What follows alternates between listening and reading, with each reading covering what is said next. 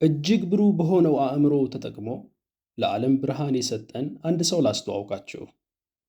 እንደ አውሮፓውያን አቆጣጠር በ1856 ዓ.ም ከባድ መብረቅ እየባረቀ ባለበት በቀድሞ ስሟ ሶማሊያ አሁን ላይ ደግሞ ክሮሺያ ተብላ በምትጠራው ሀገር አንድ ሰው ተወለደ። አዋላጇም ለልጁ እናት ይህ የክፉ ዕድል ምልክት ነው ብትላትም እናት ግን በዚህ አልተስማማችም። የለም ይህ ልጅ የብርሃን ልጅ ነው የሚሆነው ስትል ለአዋላጇ መለሰችላት። ታዲያ እናት የተናገረችው ትንቢት እውን ሆኖ ከዓመታት በኋላ ልጇ የብርሃን አብዮተኛ ለመሆን በቃና የሰውን አኗኗር እስከ ወዲያኛው የለወጡ ድንቅ ስጦታዎችን ለዓለም አበረከተ።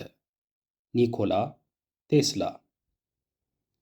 ሰብስክራይብ ካላደረጋችሁ እባካችሁ ሰብስክራይብ አድርጉና ቤተሰብ እንሁን። ላይክ በማድረግም እንዲህ ያለው ጠቃሚ ነገር ለብዙዎች እንዲደርስ ምክንያት ሁኑ። የኒኮላ ቴስላ አስገራሚነት ገና ከልጅነቱ ነው የሚጀምረው። ጓደኞቹ ሁሉ ተራ ጌም በመጫወት ሲያሳልፉ፣ እሱ ግን ረቀቅ ያሉ ማሽኖችን በምናቡ ሲስል ነበር የሚውለው። በጣም የሚደንቀው ገና ያልተፈጠሩ ማሽኖችን ወረቀትና ስክሪፕቶ ማገናኘት ሳያስፈልገው በአይነ ህሊናው ወይም በኢማጂኔሽን ብቻ ጥርት ባለ መልኩ አእምሮው ላይ ስሎ ይጨርሳቸው ነበር። ካህን የነበሩት አባቱ ልጃቸው የእሳቸውን ፈለግ ተከትሎ የቤተ ክርስቲያን አገልጋይ ይሆናል ብለው ተስፋ ቢያደርጉም በሳይንስና በፈጠራ ፍቅር የተነደፈው ቴስላ ግን ህልሙን መኖርን መረጠ። ቴስላ የፈጠራ ችሎታውን የወረሰው ከእናቱ እንደነበር ይነገራል። ምንም እንኳ መደበኛ ትምህርት ባትማርም ከፍተኛ የፈጠራ ችሎታ የነበራት እናቱ የቤት ውስጥ ሥራዋን የሚያቀሉ አስደናቂ ነገሮችን ትሠራ እንደነበር፣ በዚህም ለልጇ ለቴስላ የፈጠራና የታጋሽነት ምሳሌ እንደሆነችው ይነገርላታል። አንድ ምሽት ከድመቱ ፀጉር ላይ የእሳት ፍንጣቂ ሲዘል የተመለከተው ቴስላ በሚያየው ነገር ከመደንገጥ ይልቅ በመገረም ተሞላ። ይህ ክስተትም በኤሌክትሪሲቲ እንዲመሰጥ ምክንያት ሆነው። በጣም ብልህ ተማሪ የነበረው ቴስላ በከባድ ኢኮኖሚያዊ ሁኔታም ውስጥ ሆኖ ኢንጂነሪንግና ፊዚክስን አጠና። በዩኒቨርሲቲ ቆይታው ድህነትን እያሸነፈ ትምህርቱን ለመግፋት ሲል በቀን ውስጥ እጅግ ጥቂት ሰዓት ብቻ ስለሚተኛ በህመም ይሰቃይ ነበር። ይህም ሆኖ ቴስላን ኤሌክትሪሲቲን ረጅም ርቀት ድረስ ለመላክ የነበረውን ህልሙን ለማሳካት ከመሮጥ አላስቆመውም።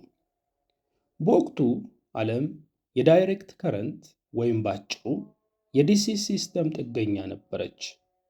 በነ ቶማስ ኤዲሰን የተሰራው ይህ ሲስተም ደግሞ የኤሌክትሪሲቲን ኃይል አጭር ርቀት ብቻ መሸከም የሚችል ውሱንነት ያለበት ሲስተም ነበር። ቴስላ ይህን የዲሲ ሲስተም ኤሲ ሲስተም በሚባል አዲስ ፈጠራ የመተካትና የማሻሻል ህልም ነበረው። ብዙዎች በጊዜው ይህን ሐሳቡን ቢያጣጥሉበትም ቴስላ ግን አልተበገረም። ሰዎች የሚናገሩትን ሰምቶ ሐሳቡን አይረባም ብሎ ከመተው ይልቅ በምናቡ ስሎት የቆየውን ግኝት እውን እንደሚያደርገው ራሱን አሳምኖ ያንን ለማሳካት መትጋቱን ቀጠለ። እንደ አውሮፓውያን አቆጣጠር በ1882 ዓ.ም ፓሪስ የሚገኘው የቶማስ ኤዲሰን ኩባንያ ውስጥ ተቀጥሮ መስራት የጀመረው ቴስላ ክህሎቱን ያጤነው ማናጀሩ ኒውዮርክ የሚገኘው ኤዲሰን ማሽን ወርክስ የተሰኘው ካምፓኒ ውስጥ እንዲሰራ ጥያቄ ያቀረበለት። ቴስላም የማናጀሩን ጥያቄ ተቀብሎ በ1884 ዓመተ ምህረት በ28 ዓመቱ ወደ አሜሪካ ኒውዮርክ ሄደ። በጉዞው ላይ ገንዘቡን በመዘረፉ ምክንያት ኒውዮርክ ሲደርስ በእጁ ያለው 4 ሳንቲም ብቻ ነበር። ገንዘብና ንብረት የሚባሉት ነገሮች ያልነበሩት በእንግሊዝኛ ችሎታውም እስከዚህም የነበረው ቴስላ ህልሙን ብቻ ተሸክሞ ታላቁን ሐሳቡን አምኖ ከአንድ ጓደኛው ለቶማስ ኤዲሰን የተላከን ደብዳቤ ይዞ የሄደው ቴስላ ደብዳቤው ሲከፈት ሁለት ታላላቅ ሰዎችን አውቃለሁ፣ አንዱ አንተ ነህ፣ አንደኛው ደግሞ ይህ ወጣት ነው ይል ነበረ። ቴስላ አምፖልንና ዲሲ ሲስተምን ለፈጠረው ለቶማስ ኤዲሰን በሰራባቸው በመጀመሪያዎቹ ጊዜያት የሁለቱ ግንኙነት ደህና የሚባል ነበረ። ኤዲሰንም ከሌሎቹ ሰራተኞች ይልቅ ቴስላን ያደንቀው ነበረ። ሆኖም ሁለቱ ታላላቅ ሰዎች ራዕያቸው በጣም የተለያየ ነበረ። ኤዲሰን ዲሲ ወይም ዳይሬክት ከረንት ሲስተምን ይደግፍ ነበረ። ቴስላ ደግሞ ኤሲ ወይም ኦልተርኔቲንግ ከረንት ሲስተም የወደፊቱ ቴክኖሎጂ እንደሚሆን በጽኑ ያምን ነበረ። ታሪክ ይህን የሁለቱን የከረረ አለመግባባት የኤሌክትሪክ ፍሰቶች ጦርነት ወይም ዋር ኦፍ ከረንትስ ሲል ይገልጸዋል። አንድ ቀን ቶማስ ኤዲሰን ቴስላን የኔን ዲሲ ሲስተም ካሻሻልከው $50,000 እከፍልሃለሁ ሲል ቃል ገባለት። ቴስላም በከፍተኛ ጥረት ቀን ከሌሊት ሰርቶ ለወራት እንቅልፍ አጥቶ የኤዲሰንን ዲሲ ሲስተም አሻሽሎለት ብቅ አለ። ሆኖም ቴስላ የጠበቀውን አላገኘም። ኤዲሰንን $50,000 ስጠኝ ብሎ ሲጠይቀው ኤዲሰን የአሜሪካኖች ቀልድ እስካሁን አልገባህም ማለት ነው ብሎ አሹፎበት ቃል የገባለትን ገንዘብ ሳይሰጠው ቀረ። ይህንን ፕሮግራም እስካሁን እየተከታተላችሁ ከሆነ ወዳችሁታል ማለት ነው። ስለዚህ ሰብስክራይብ ካላደረጋችሁ እባካችሁ ሰብስክራይብ አድርጉና ቤተሰብ እንሁን። ላይክ በማድረግም እንዲህ ያለው ጠቃሚ ነገር ለብዙዎች እንዲደርስ ምክንያቱ ነው። እኛንም አበረታቱን። በኤዲሰን የታለለው ቴስላ ምንም እንኳ ልቡ ቢሰበርም ህልሙን ለማሳካት ካሰበበት ቦታ ለመድረስ ከመሮጥ ግን አሁንም አልቆመም። ቴስላ የኤዲሰንን ዲሲ ሲስተም በኤሲ ሲስተም ለመተካት የነበረው ሐሳብ ዓለምን የሚለውጥ ድንቅ ሐሳብ ቢሆንም ህልሙን እንዲያሳካ በገንዘብ ሊደግፈው የፈለገ ባለሀብት ለማግኘት ግን በጣም ተቸግሮ ቆየ። ሆኖም የማታ ማታ እድል ቀንቶት ሐሳቡን የሚደግፍለት ጆርጅ ዌስቲንግሃውስ የተባለን ሥራ ፈጣሪና ባለሀብት የሆነን አንድ ሰው አገኘና ተቀናጅተው የቴስላ ምናብ ላይ ያለውን የኤሲ ሲስተም እውን ለማድረግ ከፍተኛ ጥረት ያደርጉ ጀመር። ሆኖም የቴስላን ሐሳብ እንደ ትልቅ ስጋት የቆጠረው ኤዲሰን ኤሲ ሲስተም በጣም አደገኛ መሆኑን በማስረዳት የቴስላን ሐሳብ ሕዝቡ እንዳይቀበለው ጥረት ሲያደርግ ቆየ። እንስሳትን ሳይቀር ሕዝብ በተሰበሰበበት ኤሌክትሪክ እንዲይዛቸው በማድረግ የኤሲ ሲስተምን አደገኛነት ለማሳየት ኤዲሰን ብዙ ሞከረ። ሆኖም ቴስላ በዚህ አልተሸበረም። ኤሲ ሲስተም አደጋ እንደሌለው ለማስረዳት በሰውነቱ በኩል ኤሌክትሪክ ፈሶ አምፖልን እንደሚያበራ እስከ ማሳየት ደረሰ። በሂደትም ቴስላ በሕዝቡ ዘንድ ተቀባይነት እያገኘ መጣ። እንደ አውሮፓውያን አቆጣጠር በ1893 ዓ.ም ላይ አንድ ታላቅ ነገር ሆነ። ቴስላና ዌስቲንግሃውስ ኤሲ ሲስተምን ተጠቅመው በርካታ አምፖሎችን ማብራት እንደሚቻል ቺካጎ ከተማ ላይ በይፋ አሳዩ። በዚያ ተገኝተው የነበሩት ታዳሚዎችም ጨለማው በብርሃን ሲሞላ እየተመለከቱ በእጅጉ ይገረሙ ነበር። ብዙም ሳይቆይ የናያግራ ፎልስ ውሃ ኤሌክትሪክ እንዲያመነጭ ለማድረግ የቴስላ ኤሲ ሲስተም ተመራጭ ሆነ። ከረጅም ጊዜ በፊት ገና ልጅ ሳለ ናያግራ ፎልስ ከተባሉትና ካናዳና አሜሪካንን ከሚያዋስኑት 3 ግዙፍ ፏፏቴዎች ላይ ከፍተኛ የኤሌክትሪክ ኃይል ማመንጨት እንደሚቻል ያምን የነበረው ቴስላ እነሆ ሐሳቡ ተሳክቶ ሕልሙ እውን ሆኖ የሚያይበት ቀን መጣለት። እንደ አውሮፓውያን አቆጣጠር በ1895 ዓመተ ምህረትም ቴስላ የኤሌክትሪክ ኃይል ማመንጨት የሚችል ሃይድሮ ኤሌክትሪክ ፓወር ናያግራ ፎልስ ላይ ተክሎ ለዓለም የብርሃን አብዮት አምጥቶላት ሕልሙን አሳካ። ኒኮላ ቴስላ ከኤሲ ሲስተም በተጨማሪ በርካታ ግኝቶች ነበሩት። ኤሲ ኢንዳክሽን ሞተር፣ ቴስላ ኮይል፣ ሬዲዮ ቴክኖሎጂ፣ ሪሞት ኮንትሮል ወይም ቴሌ አውቶማቲክስ፣ ላይቲንግ ቴክኖሎጂ፣ ቴስላ ተርባይን እና ዋየርለስ ኢነርጂ ትራንስፈር ተጠቃሾች ናቸው። በዚህም ከ300 በላይ የፈጠራ ባለቤትነትን አግኝቷል።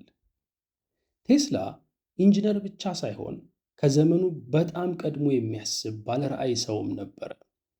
አንድ ወቅት መረጃና ኃይልን ያለ ሽቦ በዓለም ዙሪያ ለማስተላለፍ አቅዶ አንድ ደሴት ላይ ዋርደን ክሊፍ ታወር የሚባል ግዙፍ ማማ ገንብቶ ነበር። በጊዜው በበጀት እጥረት ምክንያት ስራው ሳይሳካ ቢቀርም ከዚያ በኋላ ተፈጥረው አሁን ድረስ ዓለምን እያገናኙ ላሉት ለኢንተርኔት፣ ለሬዲዮ፣ ለስልክና መሰል ገመድ አልባ ግኝቶች መሰረት የጣሉት እነዚህ የቴስላ ሐሳቦች ናቸው። እንደ ሪሞት ኮንትሮል ወይም ቴሌ አውቶማቲክስ ያሉት ያለ ሽቦ ጀልባ ማንቀሳቀስ የቻለበትና ታዳሚዎችን ያስደመመበት ፈጠራዎቹ ለዘመናዊው የሮቦት ቴክኖሎጂ መሰረት ጥለዋል። ያ ብቻ ሳይሆን ኤሲ ኢንዳክሽን ሞተር የተሰኘው ግኝቱም እሱ ከሞተ ከረጅም ዓመታት በኋላ የዓለማችን ቁጥር አንድ ባለሀብት የሆነው ኤሎን መስክ ቴስላ በመባል የሚታወቀውን ዘመናዊውን የኤሌክትሪክ መኪና እንዲሠራ ዋነኛ ምክንያት ሆኖታል። በአጭሩ ቴስላ የወደፊቱን ዓለም አስቀድሞ ያየ ባለራዕይና ድንቅ የፈጠራ ሰው ነበር ማለት ይቻላል። እንዲያውም አንዳንዶች የአሁኑን ዓለም የፈጠረው እሱ ነው ሲሉ ያሞካሹታል። አልበርት አንስታይን እጅግ ብልሁ ሰው ሲል እንደገለጸው ይነገራል። ሎርድ ከልቪን ቴስላ ለኤሌክትሪክ ሳይንስ ማደግ ያበረከተው አስተዋጽኦ ከሱ ቀደም ከነበሩት ሁሉ የላቀ ነው ሲል መስክሮለታል። በ1943 ዓ.ም የኒውዮርክ ከተማ ከንቲባ በምድራችን ከተነሱ እጅግ ጠቃሚ ሰዎች ውስጥ አንዱ ነው ብሎ ገልጾታል ቴስላን። ቴስላ ከሚታወቅባቸው ነገሮች ውስጥ ሌላው ደግሞ እሱ የአጽናፈ ዓለሙ ቁልፍ ብሎ የሚገልጻቸው ሦስቱ ቁጥሮች ናቸው። እነዚህም 3፣ 6 እና 9 ናቸው። እነዚህ ሦስቱ ተራ ቁጥሮች አይደሉም ይላል ቴስላ። እነዚህ ሦስቱ ቁጥሮች ኃይል በአካል እንዴት እንደሚገለጥ የምንረዳባቸው ኮዶች ናቸው ብሎ በጽኑ ያምን ነበር። በቅርቡም የቴስላን ሐሳብ ተንተርሰው የምትፈልገውን ለማግኘት መጀመሪያ 3 ጊዜ ጻፈው፣ ቀጥለህ 6 ጊዜ ጻፈው፣ በመጨረሻም 9 ጊዜ ጻፈው የሚሉ በርካታ ቪዲዮዎችን እንደ ቲክቶክ ባሉ ማህበራዊ ሚዲያዎች ላይ ተመልክተናል። ይህም ቆይቶም ቢሆን የቴስላ ሐሳብ በዓለም ላይ የፈጠረው ተጽዕኖ በከፍተኛ ደረጃ እያደገ እንዳለ አንዱ ማሳያ ነው። ቴስላ እስከ ዕለተ ሞቱ ድረስ ከገንዘብ ትርፍ ይልቅ ዓለም የሚሻሻልባቸውን ለማህበረሰብ እድገት ጠቃሚ የሆኑ ሐሳቦችን በማሰብ ያሳልፍ የነበረ ሰው ከመሆኑ የተነሳ ምንም እንኳ በገንዘብ ደረጃ ሀብታም ያልነበረ፣ እንዲያውም ተቸግሮ ብድር እያለበት የሞተ ሰው ቢሆንም ስኬት የሚለካው ካለሙት በመድረስ ነውና ቴስላ በእጅጉ የተሳካለት ሰው ነበር ማለት ይቻላል።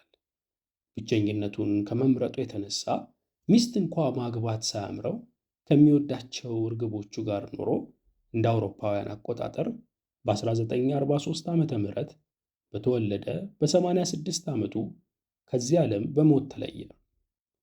ቴስላ መሞቱን ተከትሎ ብርሃን የሰጣት ዓለም በጊዜው የሚገባውን ያህል ክብርና ዕውቅና ባትሰጠውም ከጊዜያት በኋላ ግን ታሪክ ለዓለም እድገት ያበረከተውን ታላቅ አስተዋጽኦ በመዘከር ላይ ይገኛል። ወደፊትም ሲዘክረው ይኖራል። ውለታውን ለማስታወስም ዘመናዊው ቴስላ የተሰኘው የኤሌክትሪክ መኪና በስሙ ተሰይሞለታል። ቴስላ ከፈጠራቸው ማሽኖች ባለፈ ትቶት ያለፋቸው የጽናት፣ የባለራዕይነት፣ ተስፋ ያለመቁረጥ፣ የታታሪ ሰራተኝነትና በራስ የመተማመን ባህሪያቶቹ ዛሬም ድረስ ለብዙዎች ያለሙትን ለማሳካት ከወደቁበት ለመነሳት ካሰቡበትም ለመድረስ ተምሳሌት ናቸው። ራስን ለማሻሻል፣ ቤተሰብን ለመርዳት፣ ማህበረሰብን ለመጥቀም መተግበር እንደሚችል ያመናችሁበት ራዕይ ኖሯችሁ ዛሬ ላይ ያሰባችሁትን እውን ለማድረግ የሚያስችል አቅም ስለሌላችሁ ብቻ አይሳካልኝም ብላችሁ ተስፋ በመቁረጥና ባለመቁረጥ መካከል ልባችሁ ለተከፈለባችሁ የቴስላ ታሪክ ትምህርት ይሆናችሁ።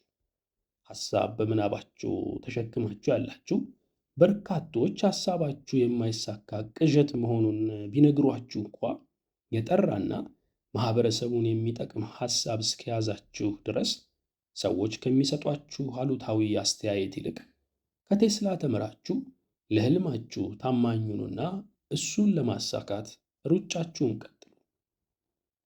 ቴስላ ለእናንተ የምን ምሳሌ ሆናችሁ? የጽናት፣ ተስፋ ያለመቁረጥ፣ የታታሪ ሰራተኝነት ወይስ የባለ ራዕይነት? መልሳችሁን ጻፉልን። እናመሰግናለን።